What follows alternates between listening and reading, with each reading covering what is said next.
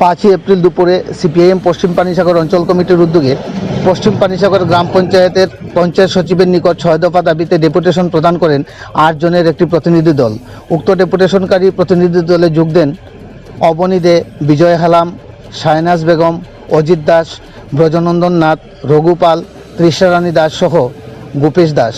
8 দফা দাবি সনদগুলো হলো বর্তমান শুকা মরশুমে প্রতিটি ওয়ার্ড এলাকায় ট্যাঙ্কারের মাধ্যমে বাড়ি বাড়ি পানীয় জলের ব্যবস্থা সহ প্রতিটি ওয়ার্ডের পাকা কুয়াগুলো সংস্কার করা এবং কমপক্ষে ওয়ার্ড ভিত্তিক একটি করে কাঁচা কুয়া নির্মাণ করা, রেগায় সমস্ত বকেয়া মজুরি দ্রুত প্রদান সহ রেগার কাজের রোজার বন্ধ করা, পাশাপাশি কাজের পূর্বে কাজের জায়গায় সাইনবোর্ড সহ ওয়ার্ক কোটারের কপি নোটিশ বোর্ডে লাগানো সহ পঞ্চায়েতের সকল ধরনের কাজকর্মের হিসাব পুস্তিকা আকারে প্রকাশ করা, পিএমএওয়াই প্রকল্পে জিও ট্রেকিং সম্পন্ন হওয়া বেনিফিশিয়ারিদের দ্রুত ঘর প্রদান করা সহ ঘর প্রাপকদের কাছ থেকে কোনো ধরনের অর্থরাশি নেওয়া বন্ধ করা, বিভিন্ন প্রকল্পে আবেদনকারী ভাতা প্রাপকদের দ্রুত ভাতা প্রদান করা, বিভিন্ন জায়গায় কৃষি জমি ভাঙন রোধে দ্রুত ব্যবস্থা গ্রহণ করা এবং পশ্চিম পানিসাগর গ্রামে একটি ইংলিশ মিডিয়াম স্কুল স্থাপন করা। এদের প্রদেয় 8 দফা দাবিগুলোর যৌক্তিকতা স্বীকার করে দাবিগুলোর প্রত্যায়িত কপি দপ্তরের ঊর্ধ্বতন কর্তৃপক্ষের গোচরে নিয়ে যাবেন বলে আশ্বস্ত করেন পঞ্চায়েত সচিব। ডেপুটেশন প্রদানকারী দলটি ফিরে এসে জানায় 8 দফা দাবিসমূহ আদায় না হলে আগামী দিনে এরা আন্দোলনের পথে হাঁটবে। ডেপুটেশনের প্রাক্কালে সিপিআইএম পশ্চিম পানিসাগর অঞ্চল কার্যালয় থেকে একটি বিক্ষোভ মিছিল সহযোগে পশ্চিম পানিসাগর পঞ্চায়েত কার্যালয়ে গিয়ে ডেপুটেশন প্রদান করা হয়। ডেপুটেশন চলাকালীন সময়ে পঞ্চায়েত কার্যালয়ের বাইরে সিপিআইএম নেতৃত্বরা একটি সভায় মিলিত হয়। সভায় আলোচনা রাখেন উত্তর জেলার সম্পাদক মণ্ডলীর সদস্য শীতল দাস, শুভেন্দু দাস, অবনী দে সহ প্রমুখরা। পানিসাগর প্রতিনিধি রিপোর্ট, শ্যামলী ত্রিপুরা। এগুলো যাতে পঞ্চায়েত সচিবের মাধ্যমে ব্যবস্থা গ্রহণ করা হয় তার জন্য এটা আমাদের দাবি রয়েছে। পাশাপাশি আমরা দেখেছি এই বিগত 3-4 বছরের মধ্যে বিজেপি সরকার আসার পর কিছু কিছু রিনিউল খনন করা হয়েছে, রিনিউল বসানো হয়েছে, যেগুলো গ্রামের সাধারণ মানুষ ব্যবহার করতে পারছেন না। বামফ্রন্ট সরকার যখন ছিল আমরা অন্তত পক্ষে 8 থেকে 10টা পরিবার যাতে জলপান করতে পারেন তার জন্য আমরা রিনিউল স্থাপন করেছি। কিন্তু দুঃখের বিষয় এই বিজেপি আসার পর বিজেপি যারা পঞ্চায়েত পরিচালনা করছেন, বিজেপি যারা এই এলাকায় যারা বিজেপি যারা নেতৃত্ব রয়েছেন, এমন পরিবার এমনকি কিছু কিছু পঞ্চায়েত সদস্যর বাড়ির সামনে পর্যন্ত রিনিউল করা হচ্ছে যেটা গ্রামের মানুষ ব্যবহার করতে পারছে না। এটা নিশ্চয়ই অত্যন্ত দুর্ভাগ্যজনক, দুঃখজনক ব্যাপার। এগুলি আগামী দিনে লক্ষ্য রাখা দরকার, গ্রামের মানুষের কথা চিন্তা করা দরকার এবং যেখানে যেখানে কিছু রিনিউল স্থাপন করা হয়েছে এখন সেখানে মানুষ সেখানে জল সেখানে পাচ্ছেন না।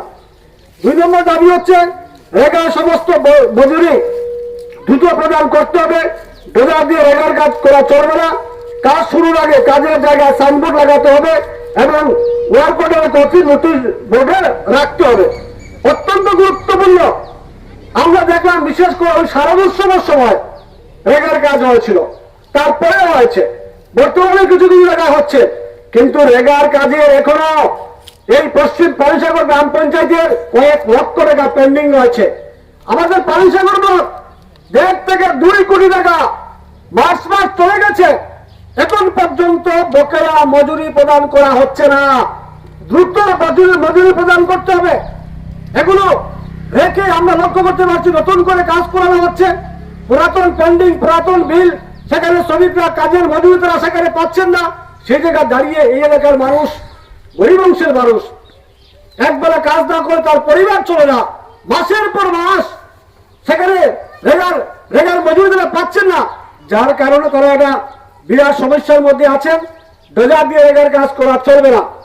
দেখেছি আমাদের পার্শ্ববর্তী গ্রাম পঞ্চায়েত দক্ষিণ পানিসাগর, এই গ্রাম পঞ্চায়েতের একটা হ্যাবিট হয়ে গেছে ডোজার দিয়ে কাজ করা। আমরা তো শ্রমিকের পক্ষে আমরা কথা বলছি, আমাদের বক্তব্য হচ্ছে যে ডোজার দিয়ে যদি রেগাতে কাজ করা হয় সেখানে শ্রমিকরা কাজ কম পাবেন, ডোজারের মালিককে সমস্ত টাকা দিতে হবে। দক্ষিণ পানিসাগর যেটা ঘটল 1 নম্বর ওয়ার্ডে, সেখানে ব্লক প্রশাসনের তরফ থেকে এসে হাতে হাতে ধরেছেন ডোজার দিয়ে কাজ করা হচ্ছে। তারা বিজেপির বন্ধুরা তারা আমাদের পার্টির বিরুদ্ধে শ্রমিকদেরকে সেখানে লেলিয়ে দেওয়ার চেষ্টা করা হচ্ছে যে সিপিএম এর নেতৃত্বরা সেখানে নাকি ডোজার বন্ধ করে দিয়েছেন। ডোজার তো নিয়মই নয়, ডোজার তো রেগাতে কাজ করা যায় না, রেগার কাজ শ্রমিকের কাজ করবে। কিন্তু এইভাবে তারা আমরা দেখলাম দক্ষিণ পানিসাগরে সেখানে তারা রাজনীতি করার জন্য রাজনীতি শুরু করেছেন, যার কারণে আমাদের পরিষ্কার বক্তব্য হচ্ছে যে কোনো অবস্থাতে ডোজার দিয়ে কাজ করা চলবে না। এখানেও দুই একটা জায়গাতে কিছু কাজ হয়েছে, আমরা বলেছি যেটা কোনো অবস্থাতেই করা ঠিক হবে না, নিশ্চয়ই ডোজার দিয়ে কোনো কাজ করা চলবে না, এবং কাজ করার আগে সাইনবোর্ড লাগাতে হবে। এটা তো বিশাল মুশকিল হয়ে দাঁড়িয়েছে। সাইনবোর্ড টাঙ্গানো হয় না, কাজ শেষ হওয়ার পর মাসের পর মাস যায়, সাইনবোর্ড টাঙ্গানো হয় না। কেন সাইনবোর্ড টাঙ্গানো হয় না? সাইনবোর্ড টাঙ্গালে এখানে কত মান্ডিকের কাজ আছে, এটা ধরা পড়ে যাবে, যার কারণে সাইনবোর্ড টাঙ্গানো হচ্ছে না। এবং বিভিন্ন ওয়ার্ডে যে কাজ যেগুলি হচ্ছে, আমরা কি লক্ষ্য করলাম, মাস্টারও ল্যান্টি হচ্ছে 25 জনের, শ্রমিক কাজ করছেন 10 থেকে 12 জনের। আমরা কি লক্ষ্য করলাম, এই তো আমাদের পার্শ্ববর্তী যেটা ওয়ার্ডটা রয়েছে, ওই 4 নম্বর ওয়ার্ডে, সেখানে সম্ভবত 3 নম্বর ওয়ার্ডে একটা কাজ চলছে, শ্রমিক 10 থেকে 12 জন, মাস্টার 25-30 জন, মেম্বারের বাড়ি, প্রধানের বাড়ি, অন্যান্য বাড়ির নির্বাচিত পঞ্চায়েত যারা গ্রাম পঞ্চায়েত পরিচালনা করছেন, তাদের পরিবার, তাদের আত্মীয় স্বজন, তাদের নামে রেগার পেমেন্ট ঢুকছে, মাস্টার রোল হচ্ছে। আর প্রকৃতপক্ষে শ্রমিক যারা, তারা সেখানে বঞ্চিত, 8 থেকে 10 জন একটা কাজে মাস্টার রোল এন্ট্রি হচ্ছে 25-30 জন। এটা বন্ধ করতে হবে। এটা শ্রমিককে ঠকানো হচ্ছে। শ্রমিকের টাকা ঠকিয়ে কিছু ব্যক্তি পঞ্চায়েতের সঙ্গে যুক্ত, বিজেপির সঙ্গে যুক্ত যারা পরিচালনা করছেন, তারা গ্রামের মানুষকে ঠকাচ্ছেন, যার কারণে এটা দ্রুততার সঙ্গে বন্ধ হওয়া প্রয়োজন বলে আমরা মনে করছি।